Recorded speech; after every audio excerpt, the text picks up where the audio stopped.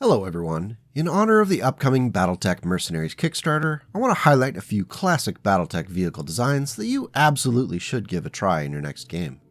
The 3026 technical readout was one of my favorites back in the day, not just for the vehicles, but also the personal weapon and equipment info that was included in the back. If you have a chance to get your hands on a copy, don't hesitate. It stands as a good artifact which proves BattleTech isn't just about the big stompy mechs. Our first vehicle that needs some love is the Striker Light Tank. This 35-ton wheeled vehicle is a low-cost workhorse unit that has a rich history across multiple Innersphere houses.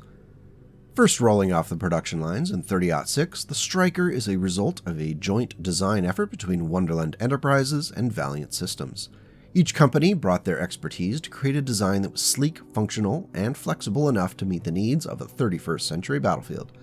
The standard design combined long-range and short-range missiles to create a well-rounded platform, though very quickly orders came in asking for versions that specialized in either long or short-range operations.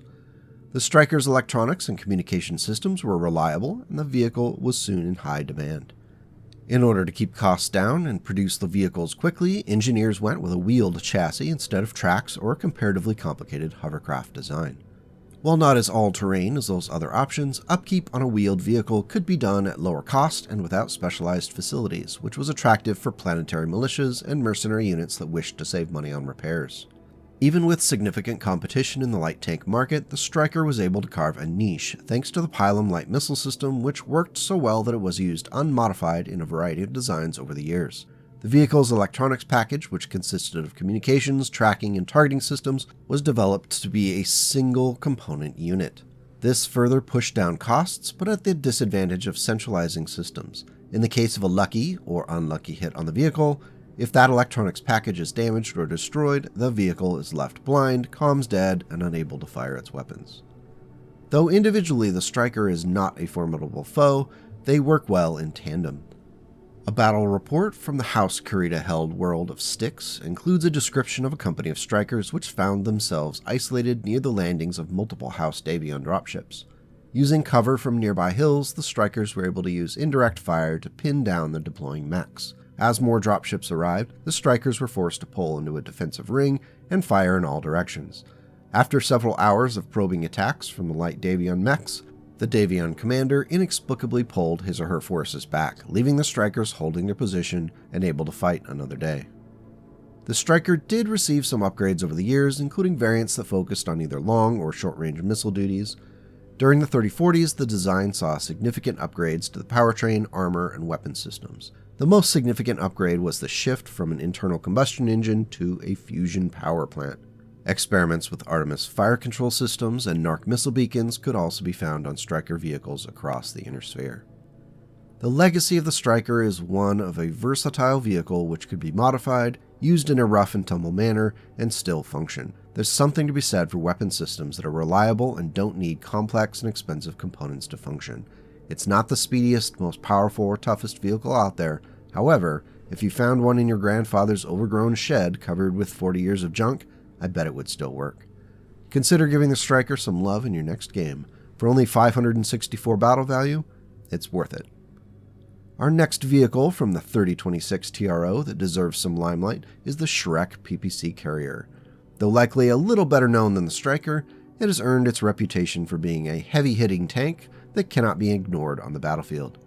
With its first production year of 2813, the Shrek is an ancient design, even by the dawn of the 31st century. The fact that it's stuck around and is still being produced even hundreds of years later is a testament to the tank's effectiveness. The Shrek PPC Carrier was conceived as an alternative to the Demolisher heavy tank, which, while terrifically powerful, generated so much heat that its effectiveness was hampered. Naturally, the solution was to create a new design that could match the Demolisher's firepower, while also being absolutely brimming with heat sinks. Armed with 3 Magma Hellstar PPCs, the Shrek can cause mech-shattering damage to a target. Add insult to injury, the tank's 30 single heat sinks allow those PPCs to fire continuously while in a stationary location. The prospect of being targeted by a Shrek should justifiably concern any mech warrior who wants to keep his or her machine intact. Because opportunity cost is always a thing, the Shrek suffers from some significant vulnerabilities, including only 7.5 tons of armor and a flank speed of just 54 kph. That's 33.5 miles per hour for those Americans who still patriotically refuse to learn the metric system.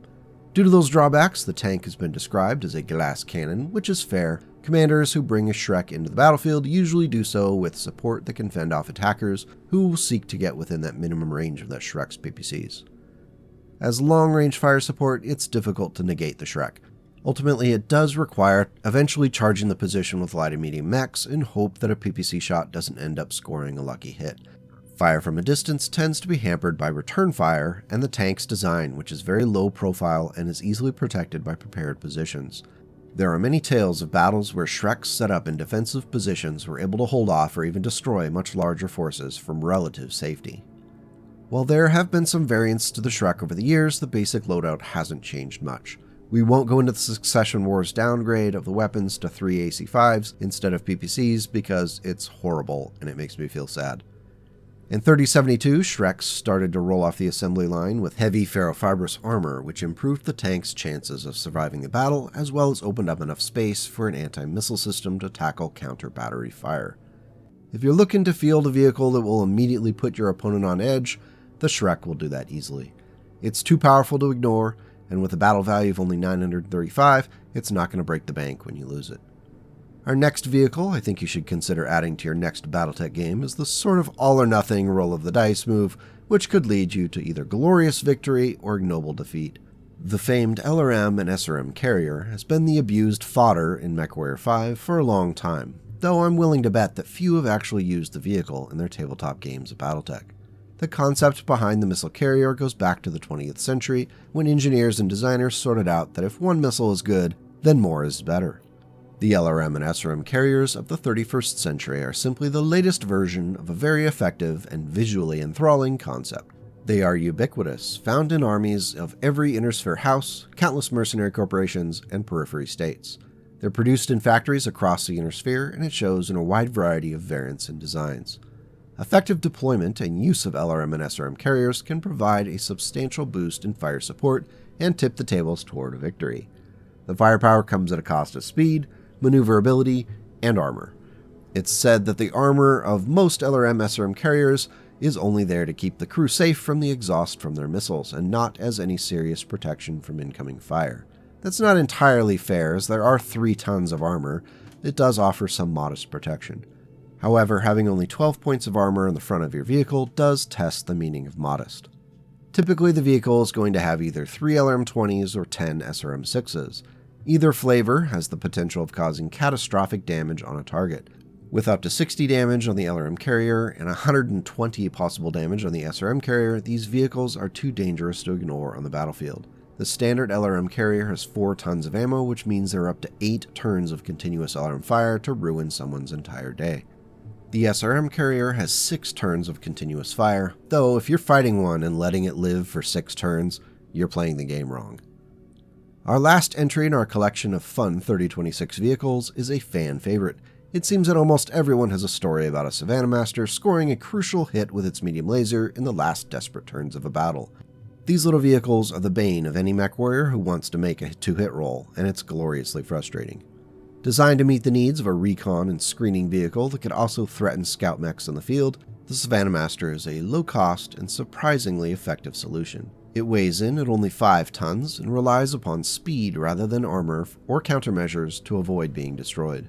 The Omni 25 fusion engine is one of the smallest fusion engines ever created for a vehicle, and it can propel the tiny hovercraft at a flank speed of a whopping 216 kilometers per hour. With only 1.5 tons of armor, the Savannah Master has to keep moving, as even a few SRMs or an unlucky laser hit can mean disaster. Piloting a Savannah Master is not for the meek or callow. During its combat trials, the plucky hovercraft was pitted against a Locust piloted by Savannah Johnson, who was continually frustrated by her inability to hold a lock and use her own speed to advantage against the faster hovercraft. Finally, after a long day of defeats and some trash talking over the comms, Johnson brought her weapons to full power. When she was defeated and her mech was rendered scrap by an ammunition explosion, the creator of the Savannah Master decided on a name for his creation. With limited options on such a light vehicle, there haven't been very many variations on the design. The only notable variant was called the Interdictor, which was introduced in 3077. It pulled the medium laser and replaced it with a Guardian ECM suite. While this did grant the Savannah Master a new role at being able to disrupt communications, it left the vehicle defenseless. At the battle value of only 215, the Savannah Master stands as a very economical way to lose friends and guarantee that you will have a story to tell at the end of your weekly BattleTech game. It was a lot of fun to dig into this old TRO and look at some of these vehicles. I'm looking forward to dragging my kid to the table to try them out again after so many years. We're so excited for the Kickstarter, it's hard to believe that we're just a few short weeks away. I foresee a lot of tank painting in my future. As always, if you like what we're doing here on the channel, the best and easiest way to support it is to hit those like and subscribe buttons. Also, sharing the video with others who might enjoy it is a big help. Thanks to the Ko-Fi supporters for helping to keep this midlife crisis going.